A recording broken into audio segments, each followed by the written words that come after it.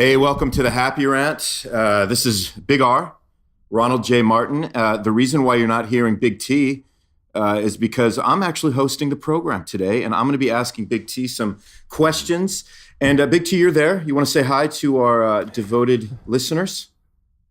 Baby, I'm here, and it's so good to be here in the studio. How does it feel? Man. And hello to our devoted listeners. How does it feel not hosting? Does it feel awkward to you right now? Is there something off about it to you, or are you just relishing? Baby, it's a little off. Okay. It's a little awkward, but I tell you, I'm kind of relishing the lack of responsibility. You know what I mean? I can just kind of sit back and enjoy this. Well, it is just such a. While you guide us through it. It's just such a major hat that you wear on this program. I mean, we're not just talking about like a normal level of responsibility here. This thing goes way wide.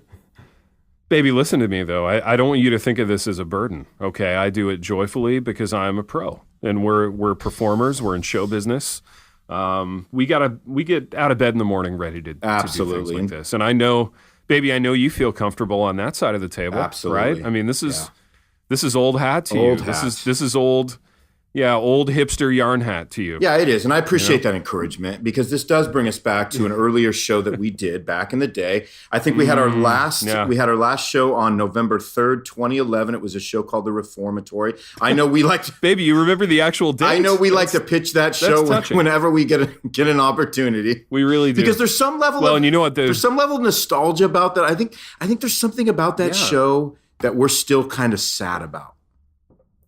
Baby, you know what? The diehard fans, though, have been riding with us since the Reformatory. Absolutely. And I bet there are listeners out there with, Reformatory swag in their basements, just things, little artifacts, little things tucked all the away products, to remember all the products that we had manufactured. All the merch, all the merch deals that we had signed, in the business. Truthfully, both of us are still living off of a lot of that right now, if we're just going to be honest with our audience. We are. I mean, all the residuals.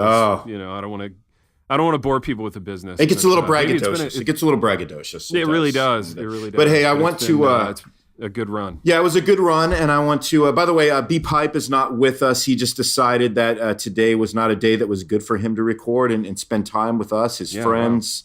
And I don't know how you feel about that, but I'm not going to make a big deal about it. I don't want to say anything bad about B Pipe, but maybe we should talk about that a little bit and why it was good for him on this Wednesday, Thursday afternoon, not to join us on the podcast.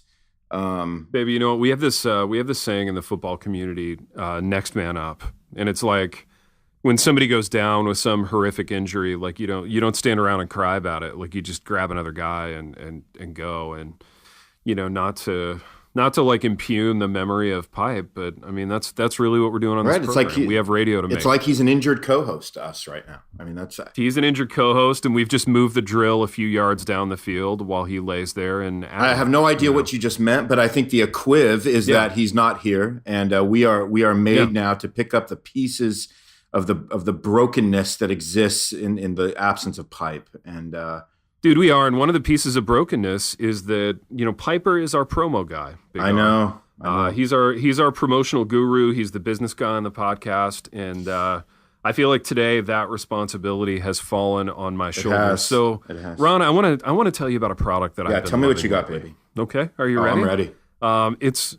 It's called Lagares Roasters Coffee. Interesting. And it's incredible because what happens is when you buy Lagares Roasters coffee, they send you a bag of beans, and then you grind them. You put them into a coffee maker with some water. The whole thing heats up, and then minutes later, you've got the most delicious cup of Lagares Roasters Happy Rant signature blend coffee that you will ever taste in your life.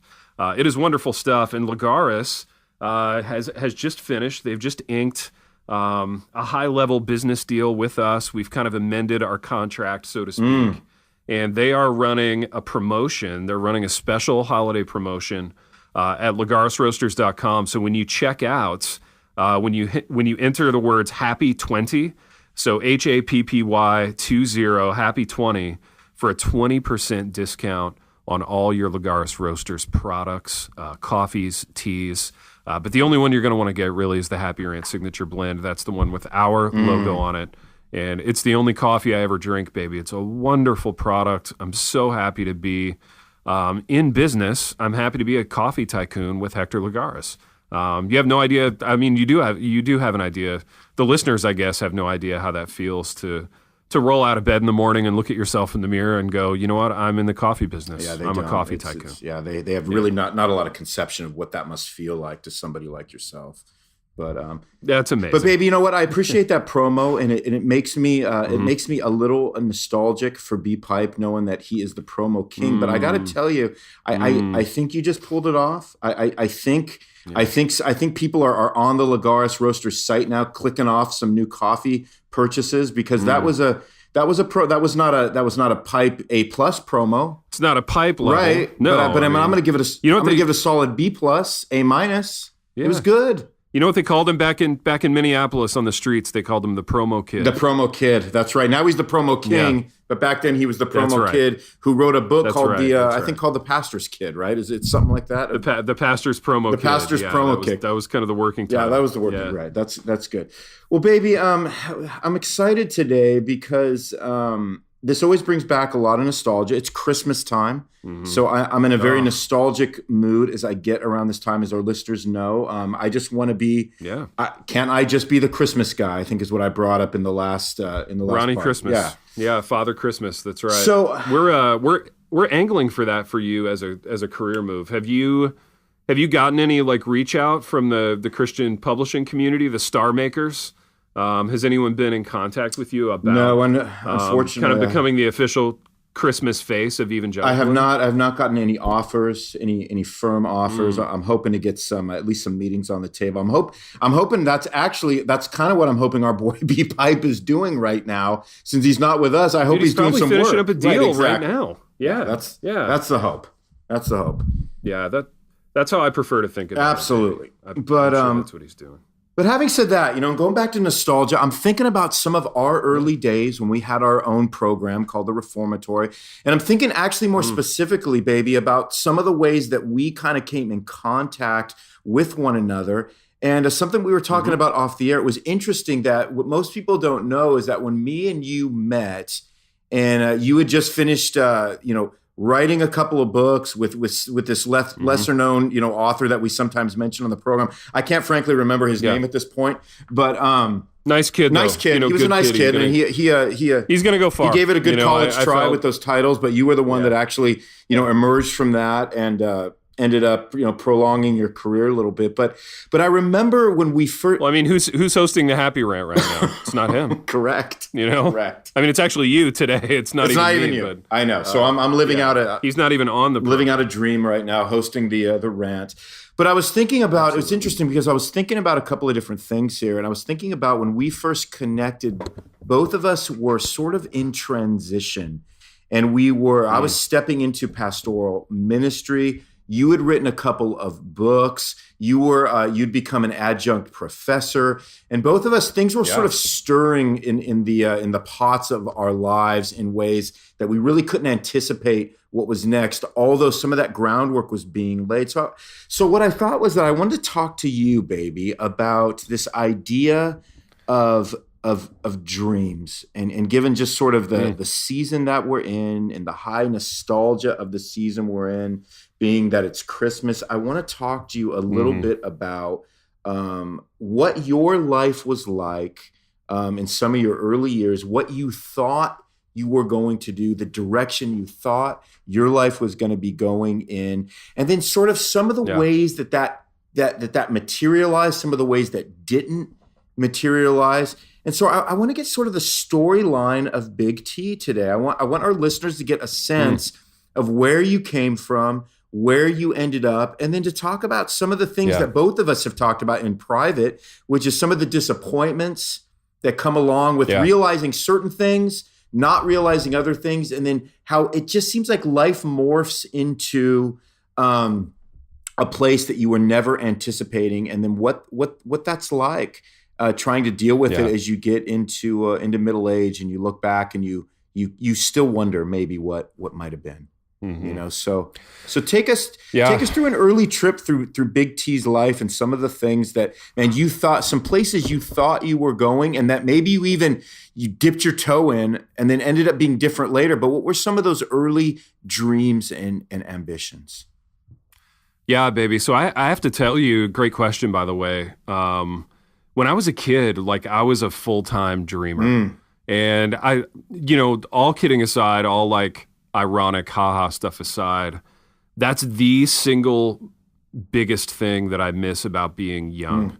I miss the dreaming, because it was really, really fun to imagine, all these different scenarios and all these things happening. And that's not to say that I'm in any way dissatisfied with my life now. I mean, I'm really exceedingly grateful for where the Lord's put us here in Jackson, Tennessee, and working at Union and still writing and doing the show and, all the other things. But yeah, when I was a kid, I think just the sense of like life being this wide open blank canvas. And I used to literally, like, one of my favorite things to do. So my Pops was a football player and a football coach when I was young. And he had in his closet, like way back in the back corner, he had like some of his old jerseys from college. And I would get out. This is when I was like, first grade or whatever. I would get out these jerseys and I would lay them on the floor, and I'd literally just sit in this rocking chair and listen to music and like dream about being a football player like Pops. Nice, baby. Nice. And it was like, it was like the funnest thing to do. So when I get nostalgic, I often get nostalgic for stuff like that. Not even so much the activity, but just the way it felt. You know what I mean? Because baby, let me insert something here, because you said something really important, and this is where I feel like we have a lot of commonality, because at the end of the day, what you best remember about the things you wanted to do was the wanting to do them even more than the doing of them.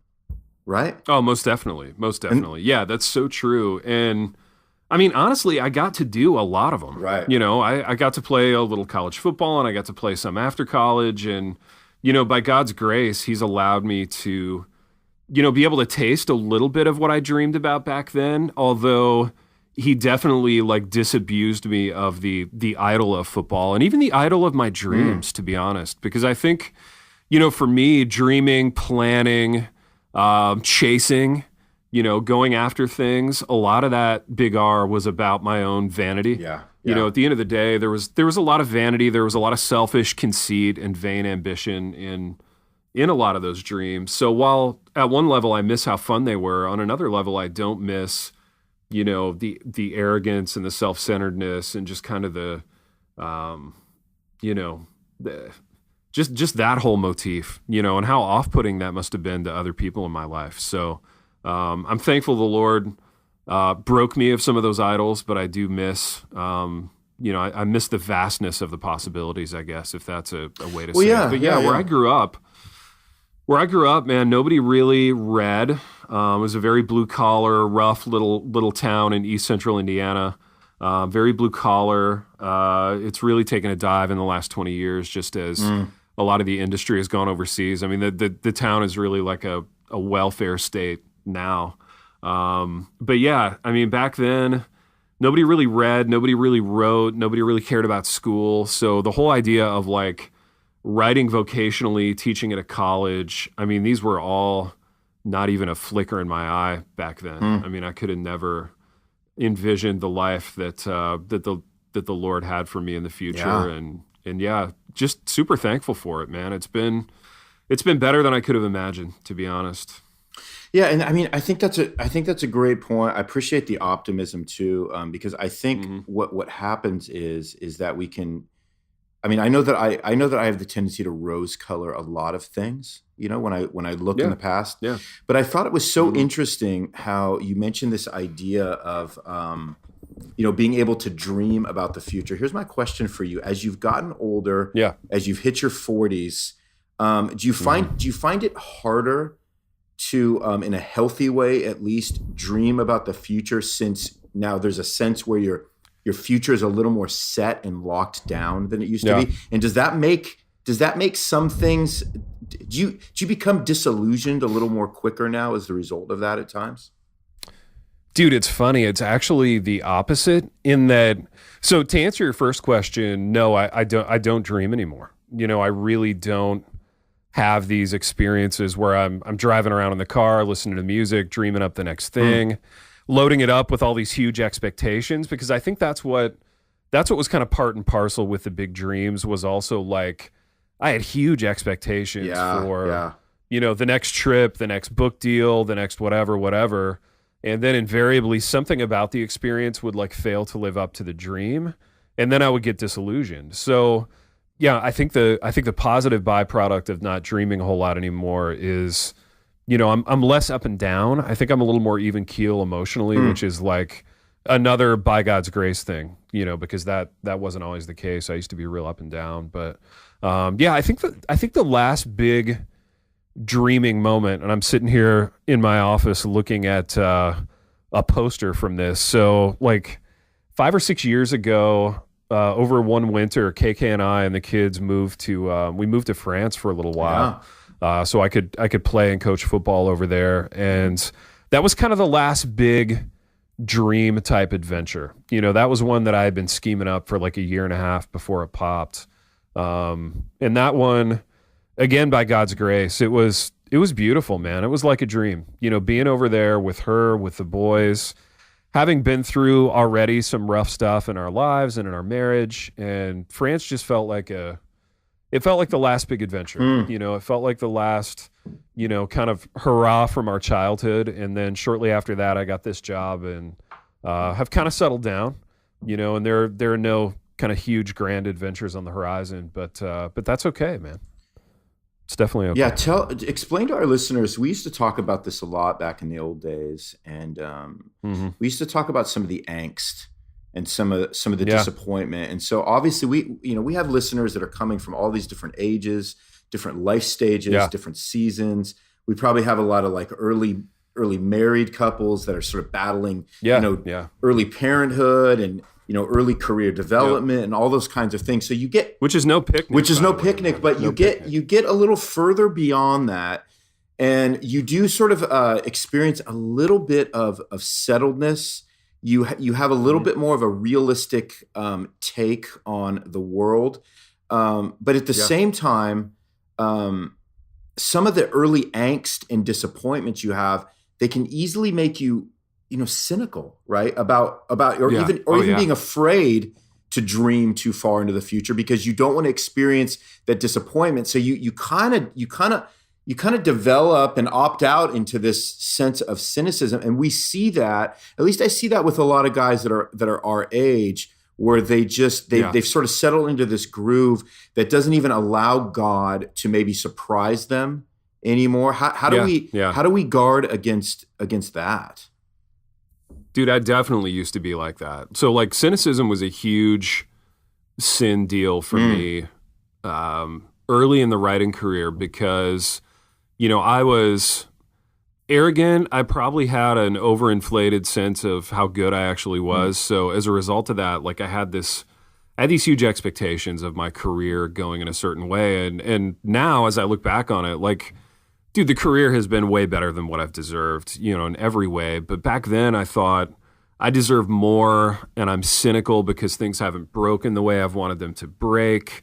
I was resentful of other people, and honest to gosh, man, this is not it's not a sexy or nuanced answer, but the answer to that for me was like confessing it out loud and apologizing to a whole bunch of people, which was really awkward and painful. Yeah. But it's been the very thing that's been a check against falling into that again. And so kind of concurrent with that, like repentance moment, I think it's just a lot of prayer. And what you pray for is, Lord, give me eyes to see the good things, the blessings, the gifts, and guard my heart against, becoming like the old me, the old cynical me from 10 years ago, which was like really not fun for me and not fun for the other people in my life, So I do feel fully forgiven for that, but I also still have massive regret over it that I think acts as a little bit of a hedge against it happening again. That makes a lot of sense. And I think you bring up this really interesting point that I've been actually thinking a lot about. And I think one of the things that getting older does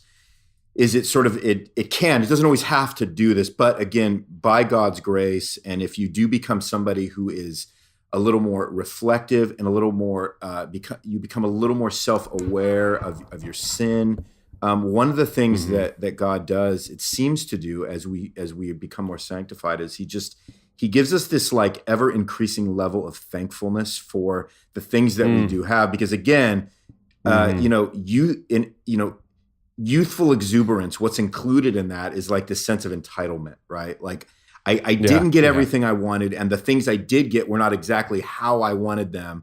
So therefore, I'm going to walk around with a chip on my shoulder. And then as you get older, you look around you, or you look behind you, and you start to think, you start to see yourself for who you really are, which is like, dude, I'm not the most I'm not the most talented guy that ever walked the face of the earth. So given even what I have is almost phenomenal that I even have what I have. Oh, it is, right? dude.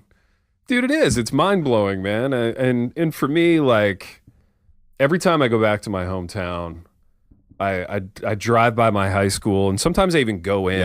Like I'll go and watch a basketball game or watch a football game or whatever, and I just think there were 100 people in my graduating class who deserve this more than me.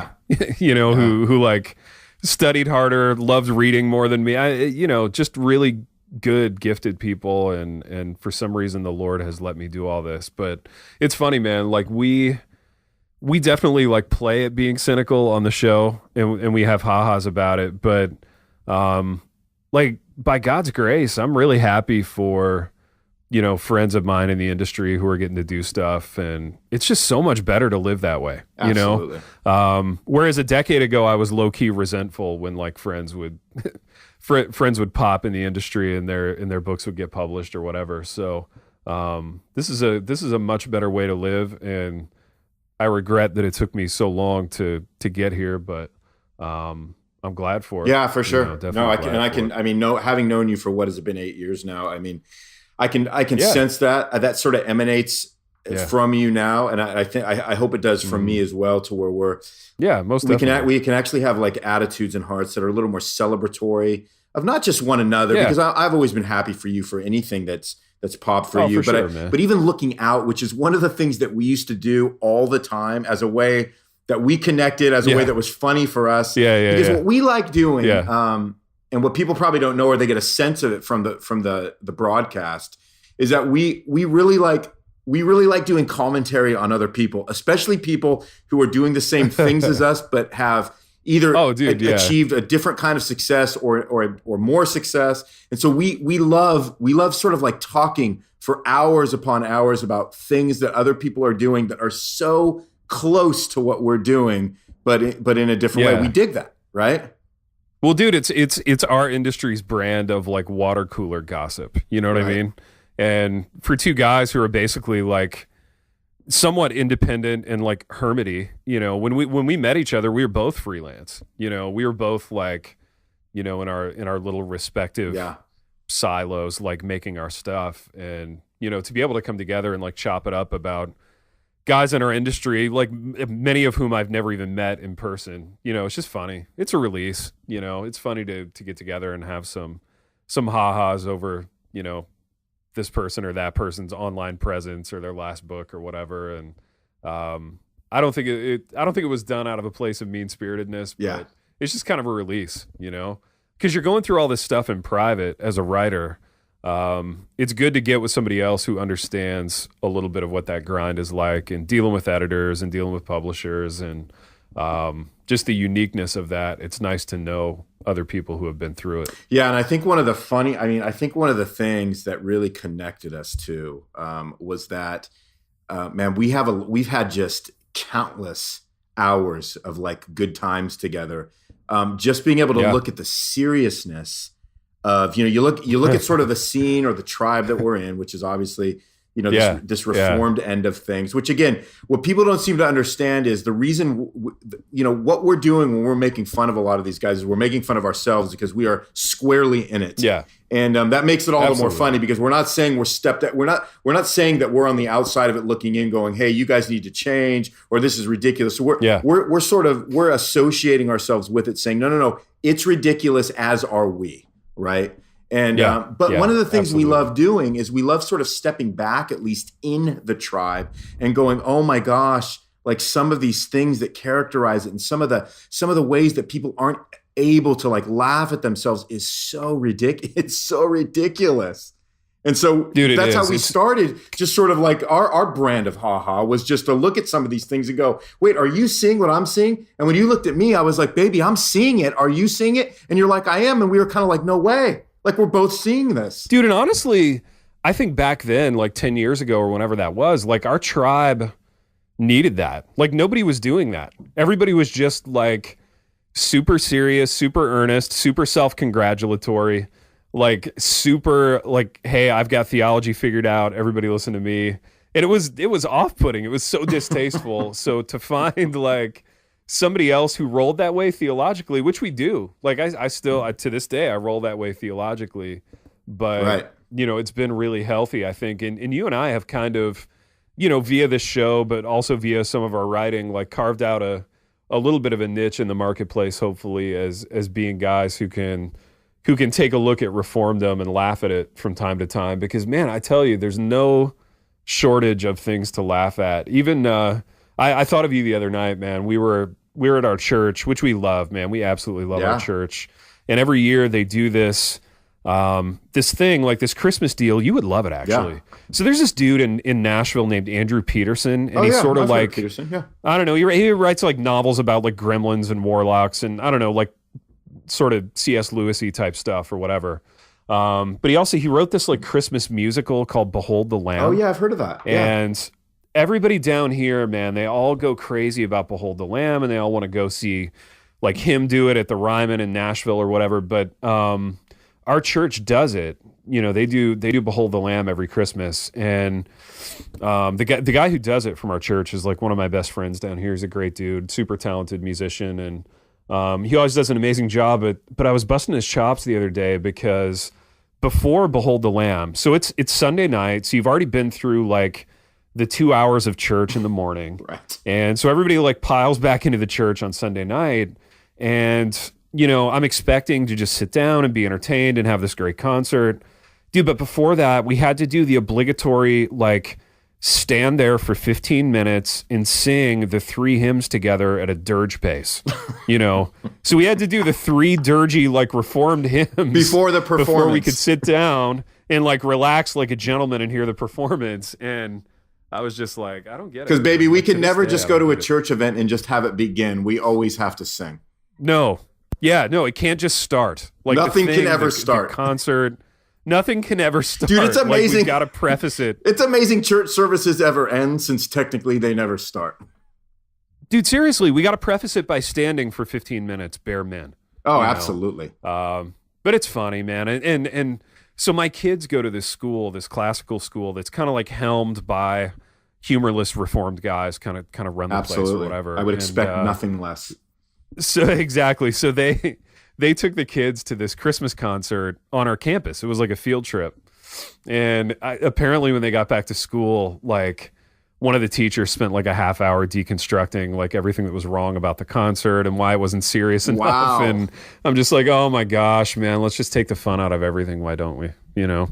But that's Reformdom. That's Reformdom in a nutshell. And yeah, baby, when I met you, it was a really fun moment of like finding somebody else who had like the equipment to laugh about it, you know? Baby, here's my question to you. If there was one thing, and maybe you just answered it, but I'm going to ask it anyway. If there was one thing, when you back up and you sort of look at the state of Reformdom right now, I have a couple questions for you. And maybe these are too broad, but you can answer the best you can.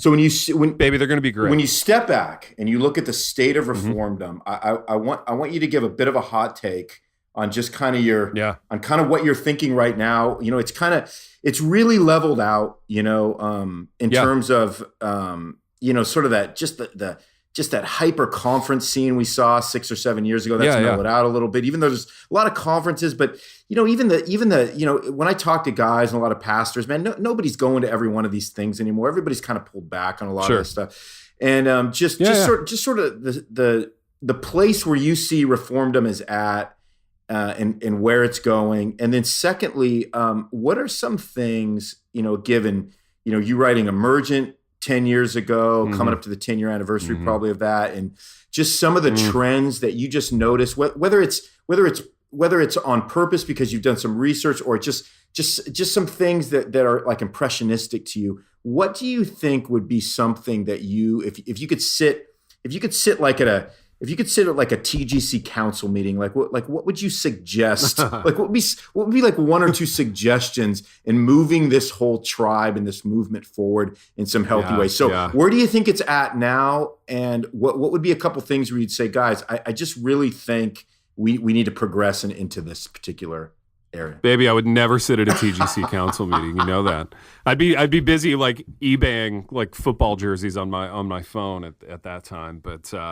But no, that's good, man. And wow, are you going to be involved in any of the pageantry for the 10-year anniversary of Why We're Not Emergent? I mean, do you know about like a parade or anything there in A-Town that they're going to do to commemorate? Yeah, I mean, they actually just asked me if I'd like to put something together. So we're having a lot of talks about that. It's a lot of high level stuff. I mean, it would mean a lot to me if you would show out for something. Oh, absolutely. I mean, I wouldn't even. But no, good questions, baby. Good serious questions. And I mean, to the first one. Okay, so here's kind of where I see it going. And we're like, how deep are we into the reform movement? Like a decade of this being like a brand? Yeah, the new reform thing. Movement. Yeah, I mean, dude, we're at least 12, 13 years. We're over a decade into it. Yeah, I was going to say 10 to 15 years of it being like its own brand. And dude, here's where I see kind of a shift taking place. So for me, 5-8 years ago, reformed people were like the apex mountain of smugness. Like if you wanted to find a smug person, like you would go to a PCA church or like a Reformed Baptist church or whatever 5 to 8 years ago, and you were just swimming in smugness, and self-satisfied kind of, we've got this figured out. And it's funny where I feel like smugness is migrating from the Reformed church to like the Anglican church. Wow. So I feel like it going that way. And this is a good development for us, right? I mean, I think for our tribe, disabusing ourselves of some of that smugness and some of that sense of, we've got this whole thing figured out. Like that's been a good development. And that was distasteful. And it was, not a thing that I don't think you and I were never excited about that part of the movement. So, but I sense that going to sort of like a smells and bells kind of high church sensory. Like we got a church here in town that's like really popping, and it's popping with all the people who had that like I'm a Christian but ... sort of motif. Totally. I'm a Christian, but here are like 9 ways in which I'm too cool for Christianity. Right. That's kind of shifting across the street more in that direction. And, because it's more of like this, we want it to be more high church and the robes and all the kind of the dude, it's high church and it tends to kind of lean left politically, right. Which, kind of at this point in our culture goes hand in hand with just sort of that anti feeling or whatever. So, I don't know. I mean, I think keeping the theology but losing the smugness is going to be a really good development for our tribe, and I guess that's it. That's the hot take, So, and I don't know what that means for the business side of the tribe. Like I don't know if the conference circuit continues to get smaller. For your sake, I hope it doesn't, baby. I hope you've got a full schedule, full slate of conferences to go to every year if you want. I appreciate the concern. But it's nice. Yeah, no problem, baby, no problem. We really should have our own conf. I mean, the Happy Rant should have we shouldn't just do a live event. It should be a conference. We've talked about that many times. I know we've talked about that. Yeah, there needs to be a hotel involved. Absolutely. There needs to be some food. It's got to be the whole deal. We'll continue. We'll continue to suss that out, baby. I mean, that we're not precluding that ever. It's just a matter of timing and what thematically where we want to go with the conference, and how are we going to separate ourselves from the multitude of conferences that are continuing to be invented every year. Baby, here's what I would say though in the TGC like advisory board planning. Yeah. And this is even more hot takey than the last thing. I would encourage everybody to just take a year off of their personas. So no social media for a year, no blogging, no TGC articles, no persona work for a year. and just see like what happens in your life and in your ministry as a result. Okay, baby, that's fascinating. That's fascinating. Yeah, I think the results would be positive, man. Again, I don't know. I'm not like a prophet, but I think it would be really healthy for everybody to just take a big time out on persona. Okay, here's a serious question that's not going to sound serious, but I want you to answer it as seriously as you can and think about it for like 4 seconds.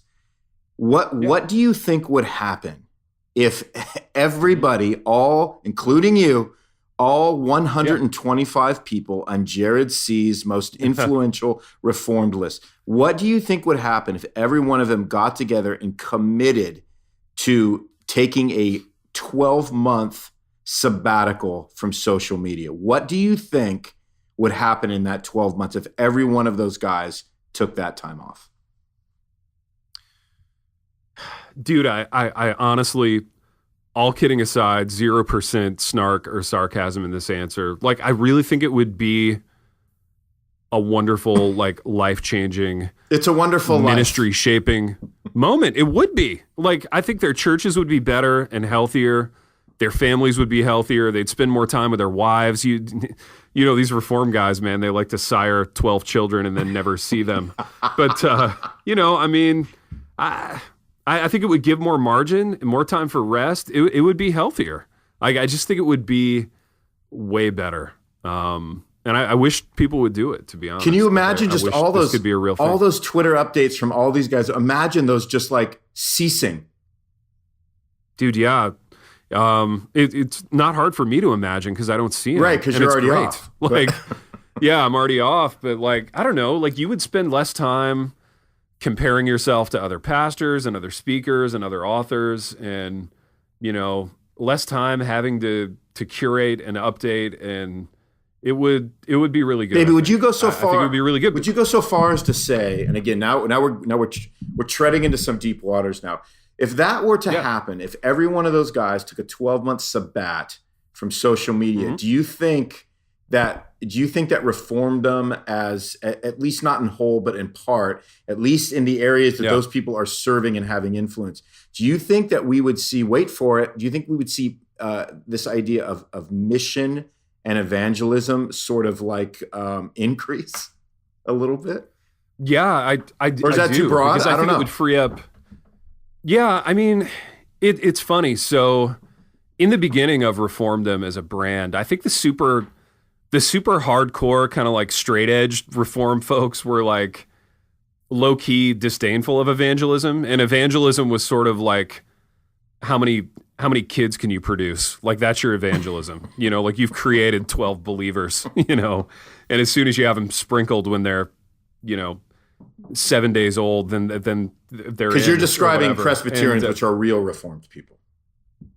Dude, yeah, but the attitude was always kind of, you know, kind of smug and dismissive, I think, about evangelism. But I think, if we had all that time that we weren't devoting to image curation, and we could devote it to just knowing people, you know, knowing our neighbors, knowing people in our communities, like getting involved in like even just one other thing. You know, if you took on like one new thing in your community, and kind of used it to replace your social media life, I think the results could be amazing. I really do. And there would be fewer conferences, fewer books, and that's fine. Everything has been said before. You know, every book has been written. Everything has been said before. Like, it would be A-okay to just everybody step away for a year. I think it'd be awesome. Baby, that's fascinating. Speaking of books that have already been written, what do you have in your pipeline of books you are writing right now that have already been written? Anything we can look forward to? So I've got 3 actually. So wow. I've got a journalism textbook that I've written that I'm going to be using in all my classes in the spring. Baby, suss that out a little bit. What is that? What's the title of it? Yeah, dude, it's called Art and Formula. Wow. So the idea being that like half of journalism is formula. So you can learn to write a news story, you can learn to write a press release, you can learn to do all this kind of formulaic journalism stuff. And that's fine and that's important, and you can use that to be employable, but the greater half of journalism is art, and it's intangible things that you can't necessarily fully teach people. But so half the book is devoted to that stuff. the long interview, the personal essay, creative nonfiction, the stuff that really makes you special and kind of gives you a name or a brand in the writing game. So half the book is devoted to that. The other half is devoted to kind of the formulaic side. And I'm excited about it. The publisher is Kendall Hunt.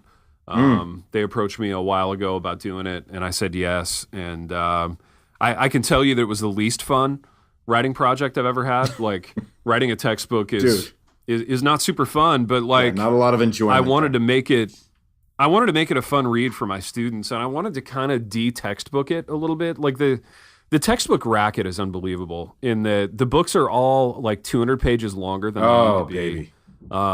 They're completely insufferable in terms of actual readability. So, baby, I had a convo about that last night with some colleagues, and they asked me about some particular textbooks that I had to read. Yeah, and I was like, you guys, it is literally like torture trying to get through these things. Dude, yeah, it's like taking a beating. It is. It's like, right? Dude, it's like I mean, dude, even like if one of them even occasionally, I don't know, man, got crazy and told a story or had even like like just even the slightest like bit of humor. The slightest like flicker of humanity. Just anything. You know? Yeah, anything. They feel like death. Exactly. They're like death every time.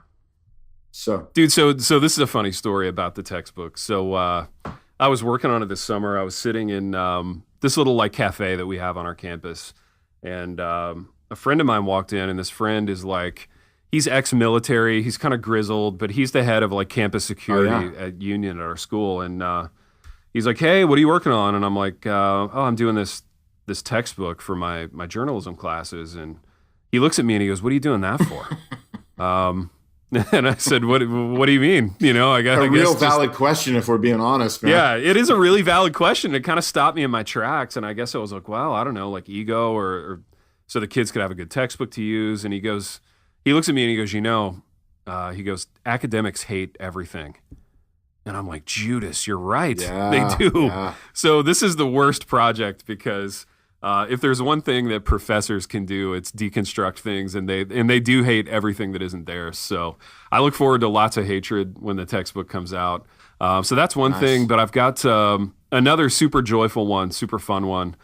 So I did this graphic novel with Harvest House last year called The Extraordinary Life of a Mediocre Jock. Little graphic novel intended for like middle school age readers, and they contracted me for another one. This one is called Theater Kid, so it's about theater.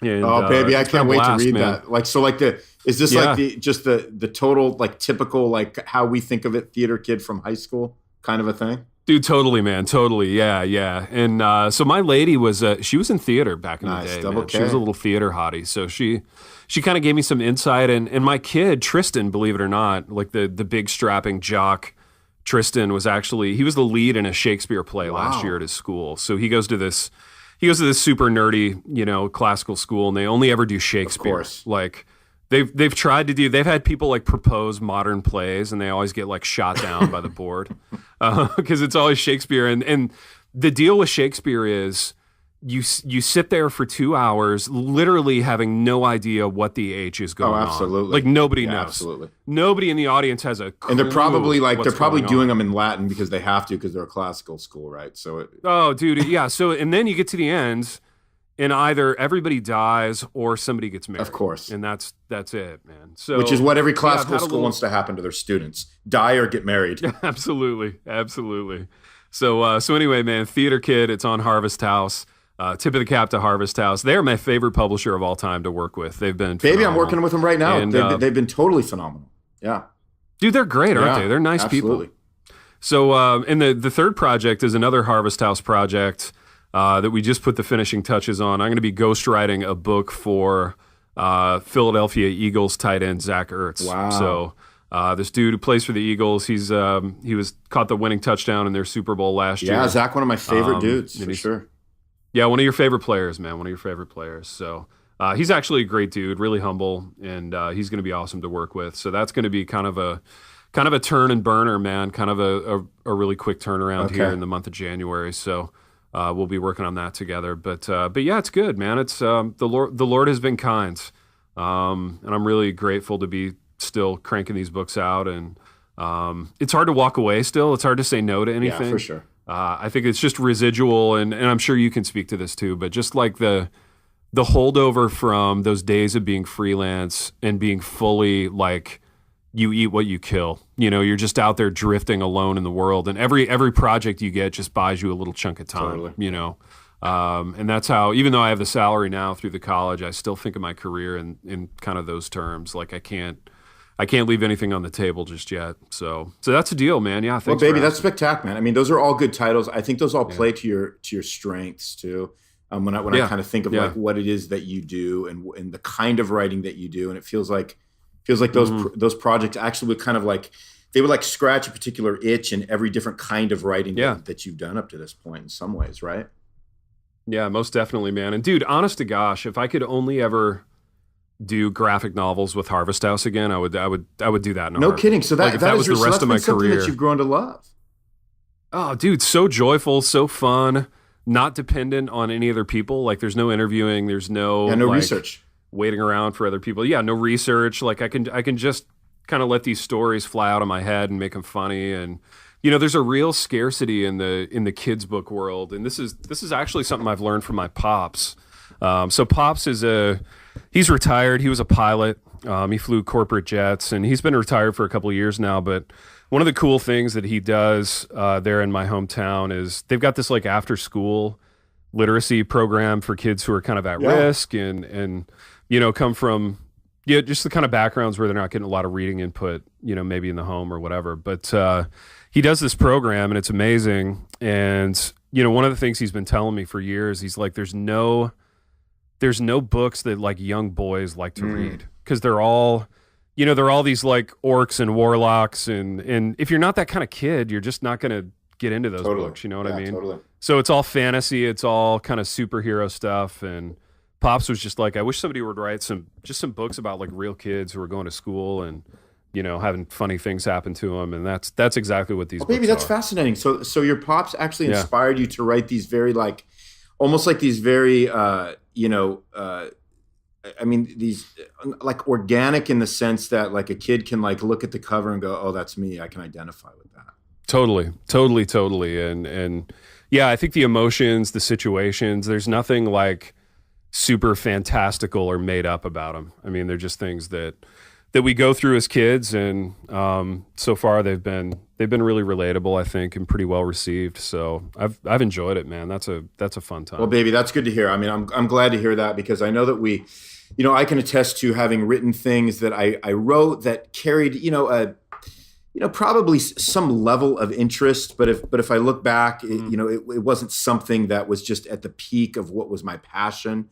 And then so as you get older, you kind of are more. You kind of want to do more things that really, really kind of hit that passion peak, rather than stuff that you're doing just to do, even if it does have some level of interest. And so, man, it's good. It's good to lock into that and find out what those things are as you get older, so that you can, because there's only so much time. You only have so much energy. You have diminishing energy, and so everything you do, you want it to be something that you really, really are excited to get behind and spend some effort in. So that's good to hear. Absolutely. That's good to hear. Absolutely. Yeah. Thanks. Well, baby, it's been good talking, and we've gotten probably even past our time, even past the normal. We've gone a while. The normal Happy Rant time. So, baby, time flies when we're together. It flies. It's like we're back at Cracker Barrel, dreaming, talking about the future, talking about the things that were never going to be, but we like talking about them as they were. Exactly. And I think one of the things that we did, which is what we do on this program every week, is we like to wander to and fro, and we like to finish even our remote conversations where we would come together at a Cracker Barrel and talk about, the dreams of two young men embarking on a cold, lonely world. And even when we parted back in the day and we would reach the end of our destination, we would finish by looking at each other in the eye and saying, Rachel, the held Evans. The Happy Rant is brought to you by Resonate Recordings. If you go to resonaterecordings.com, you can see the full range of services they offer. So if you're considering starting a podcast, they are the ones we recommend going with. Again, go to resonaterecordings.com to see their prices, to connect with them and ask any questions, and to see what they can do to help you launch, edit, master, and improve your podcast. Again, go to resonaterecordings.com to see what they can do to help you launch and improve your podcast.